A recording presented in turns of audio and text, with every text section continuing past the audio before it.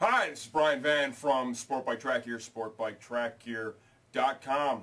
I am here today with Fish and Josh, and we are, once again, we're working on our Spidi apparel video review series. We're into the road race suits now, the one-piece stuff. We're moving quite well, I would say. Now we're to the flagship, man. We are to the best of the best. This is the Spidi GP Kangaroo one-piece suit. This suit is literally 95% Kangaroo. Why is it only 95%?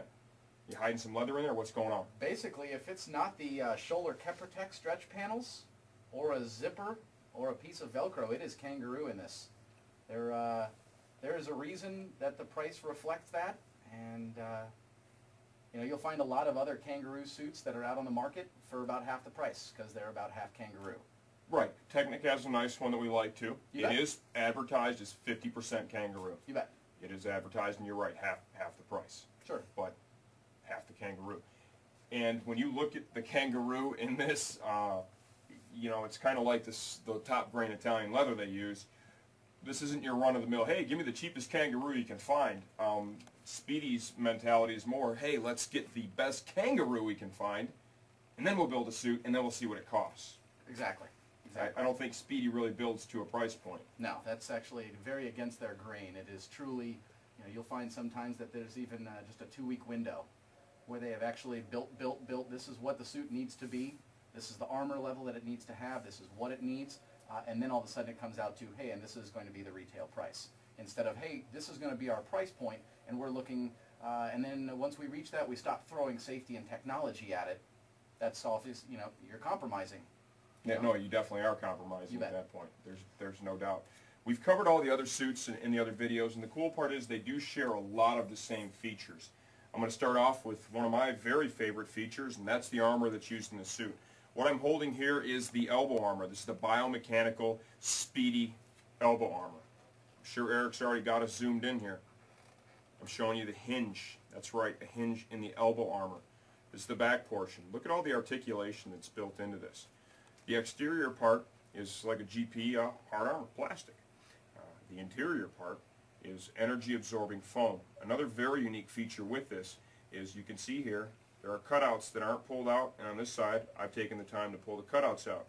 What that's all about is by removing these cutouts, it allows heat that would normally get trapped between your arm and the protector to escape, and that's really a very powerful cooling effect. Correct. You don't have to have wind or air blowing on you to cool down, because if you take and you let the energy that's trapped in between your arm and this protector, you give it a path to escape, which you can do by popping these out.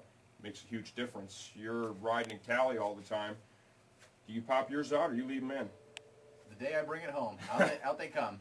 Because it makes a big difference. Remember, all the stuff that Spidi does, especially this really creative high-end stuff, they're using their GP guys to help. You bet. And they're performing at top level in the world, and little things like this mean a whole lot when you're out there, and they work really well with Melandri and Colin Edwards to develop some fine products. This is the shoulder armor. Once again, biomechanical. I'll show you the hinge there. But more than just the hinge, look at how easily this thing is moving in every direction. On the exterior we have the GP armor, hard plastic. In here, energy absorbing foam once again. Got all these cool little cutouts, just pop them right out. Let the heat energy escape. Works to keep you cooler, and it does not compromise the safety of the protector, right? Which is a beautiful thing. This is in both shoulders. That elbow is in both elbows. We'll move on now to the knee armor in this suit. We don't have one disassembled. We've done it in a couple of the other videos. Look to the GP Win Pro video, and you can see what we're talking about if you need to see it. But the one-piece knee and shin armor, there's an adjustment system that's built in there. It's very easy to use. It's going to give you about 8 centimeters total movement. You could go up or down to get it spot on for you. It's really cool. We're all different heights. Our knees are all in different spots. You know, typically what I find with the elbow stuff, that works for everybody. It's always the knee that's the issue. So 8 centimeters, that's a lot, my friend. That's huge. A whole lot. You're going to be able to get it right on for you. When I had on the 56 Win Pro for me, 5'11", 205, I moved the knees around a bit. It made a big difference. It was a lot more comfortable. And that's a feature that I would definitely take advantage of when I get my demo suit for this year, that's for sure.